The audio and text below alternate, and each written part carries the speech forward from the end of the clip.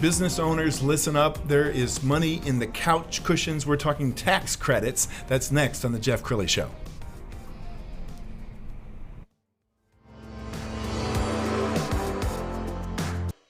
Many are predicting that the worst is yet to come, which is unfortunate, said one person here.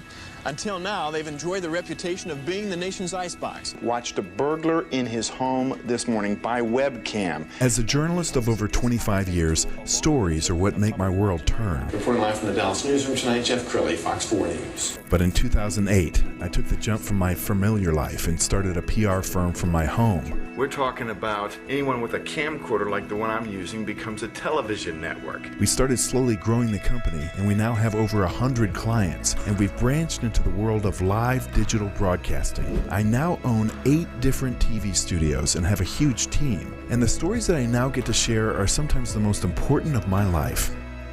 Life has a funny way of coming around full circle. This is the Jeff Crilley Show.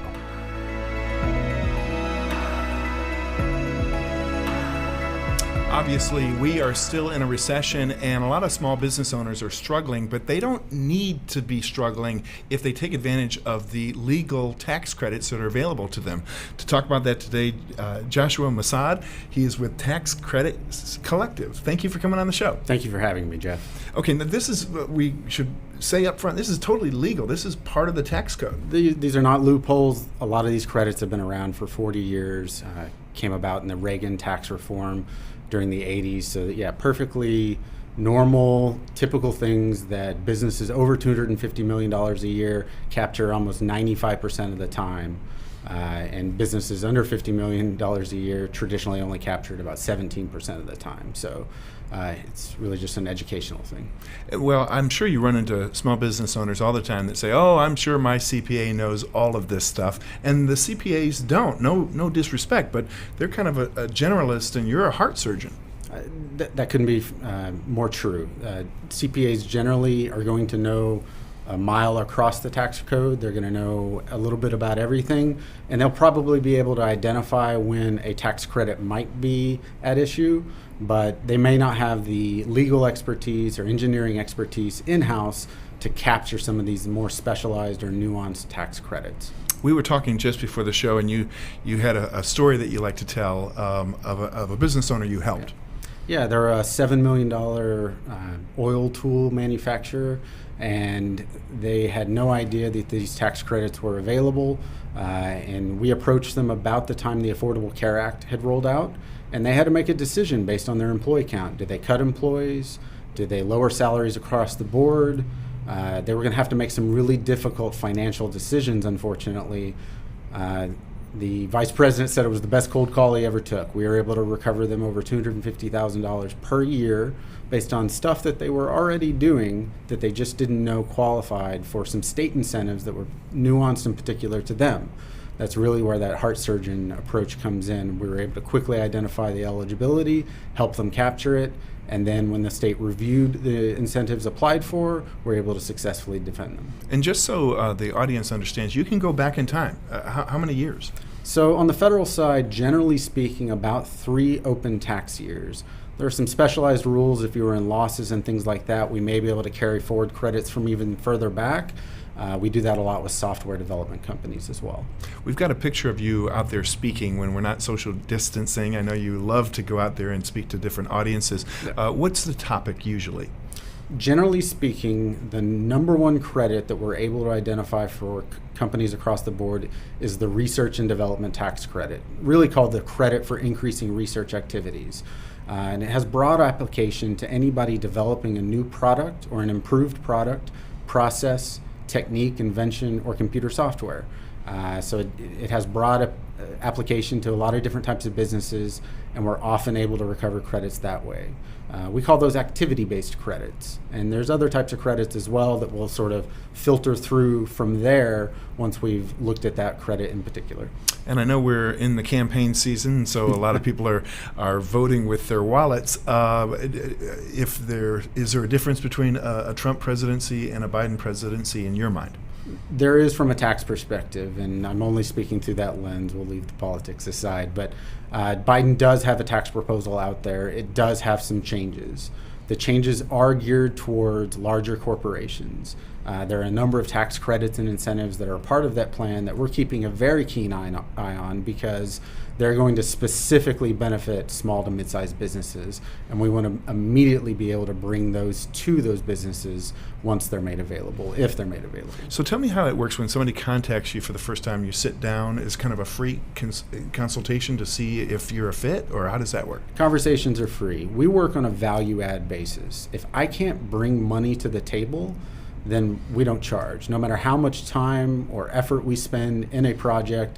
And we do have instances, we try our best not to get into these situations, but we do have instances where we will engage a client, we'll get through phase one of our process, which is really a scoping phase, and we recognize that there was some material issue that we just couldn't figure out over the phone, and when we dived into the documents, unfortunately they're not going to be eligible, and we walk away. No harm, no foul.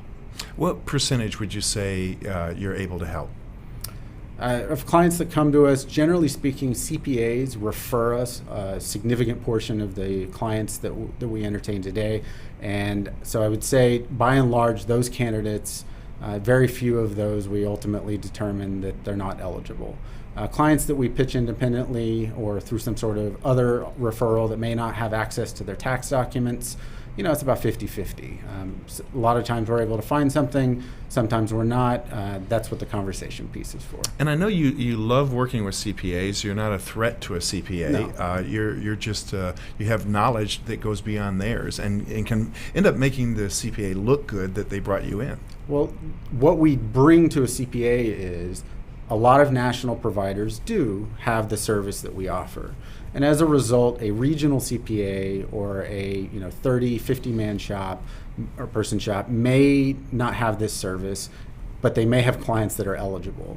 And the last thing you want to do right now is lose a client because you weren't able to identify that tax credits could be at play, and at least speak to the client and bring someone to the table that can vet that for them. Because one of two things is going to happen. You can put the issue to bed, which we looked at it, great, it's not a fit, no problem. We have plenty of those conversations. Or you do find something and now you're a hero because you've brought a 6-figure tax credit to the table that's going to allow your client to add people or add machines or add technology or something like that. And ultimately, the government wants small businesses to do well. Otherwise, they're not paying their taxes at all. So there's a reason why these tax credits came about. The government wants you to take advantage of them. Absolutely. If we look at some of the Reagan-era tax incentives, they were specifically geared towards businesses of all types. Reagan noted that innovation across the board had decreased in America. Japanese automakers specifically were, kicking our rear ends up and down the technology front, adding different things to cars and things like that we just weren't seeing. So this was specifically geared to help businesses in the U.S. innovate on a year-to-year basis. Outstanding. We're almost out of time, so I want you to go ahead and look into that camera. That's your camera, and talk to the small business owner right now who's thinking, well, should I give Joshua a call?